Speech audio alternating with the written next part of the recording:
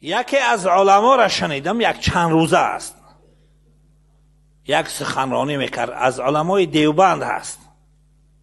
یک حکایه بسیار عبرت آموز نقل کرد. حکایه این گونه است که دو برادر پدرشان از دنیا وفات میکند. هر دو برادر مالی به میراث مانده پدر را تقسیم میکنن، تریکه میکنن. در چیزهایی که از پدرشان برای اینها میراث مانده است، یک موی مبارک رسول گرامی صلی الله علیه و سلم هست. مالها تقسیم شدن برابری، موی را چی کار کنیم در همین فکر اندیشه هستند. برادر کلانی میگوید که دادر، یک قیچی را میگیریم از بین دو تقسیم میکنیم. دادرش میگوید که من جرأت ندارم که بر موی مبارک رسول الله صلی الله علیه و سلم قیچی زنم، برای همین یک فکر در سرم میگردد، اگر راضی شوی. برادر بزرگ میگوید که چی پیشنهاد است؟ میگوید که همه مال و دارایی نصیب من شده را تو بگی و همین مهر را برای من بدی.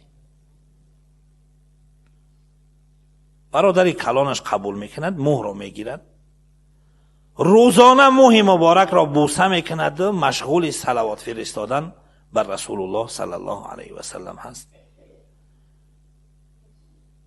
روز به روز زندگیش سخت میشود.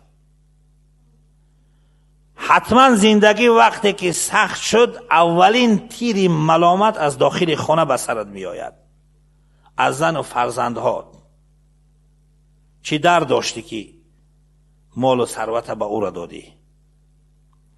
به هر حال این انسان صبر میکند، همون غم و اندوه و مشکلات به همین موی مبارک رسول الله صلی الله علیه و سلم تسلی میدهد، نظر میکند، نگاه میکند، میبوسد و صلوات میفرستد. شب از شبها حضرت بلال رضی الله تعالی عنه را در خواب میبیند. حضرت بلال رضی الله عنه میآید نزدش، میگوید که من بلال هستم، مؤذن رسول الله صلی الله علیه و سلم هستم. میخواهم که با تو یک معامله کنم، یک داد و گریفت کنیم. میپرسد که چی معامله؟ میفرماید که اگر شنیده باشی وقتی که رسول الله صلی الله علیه و سلم در آسمان ها در شب معراج میگشت، آواز پای را شنید. از جبریل امین پرسید که این آواز پای کی است؟ گفت این آواز پای بلال هست که برای اذان می رود. معامله ما و تو گفت این است که اگر خواسته باشی همون ثواب را برایت میدی، همون موی مبارک را بدی. این شخص گفت که قبول نیست، ثوابت از خودت، موی از من. حضرت بلال رضی الله عنه گفت که دیگر پیشنهاد دارم.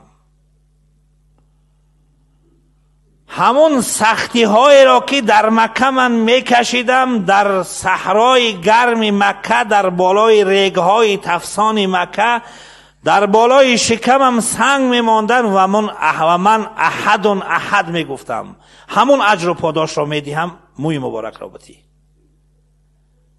این مرد میگوید که معامله نشد، ثوابت از خودت، موی از من. حضرت بلال رضی الله عنه میگوید که آخرین پیشنهاد، هر قدر نیکیه که کردم از تو، موی را بدی. میفرماید که نیکی هایت از خودت، موی را نمیدیم. برای این موی چی قدر من زحمت کشیدم، چی قدر سختی ها را تحمل کردم، چی قدر ملامت ها را گوش کردم. حضرت بلال رضی الله عنه میفرماید که این معامله نبود، این یک امتحان الهی بود به تو. از امتحان الهی گذشتی. اکنون از این بعد الله تعالی برای تو فراخی را میارد. با برکت این موی مبارک دیگر در خاندان تو فیض و برکت جاری می شود. لیکن دو چیز را فراموش نکن. یکم، دسترخوان خانه ات را وسع کن.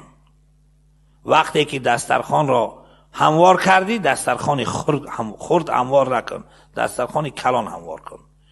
دوم، همین پیام من را برسان که هر کسی که همین خواب را شنید و او را هم به کسی گفت، الله تعالی از همین فیض و برکتی که برای تو میدهد برای اون هم نصیب میکند.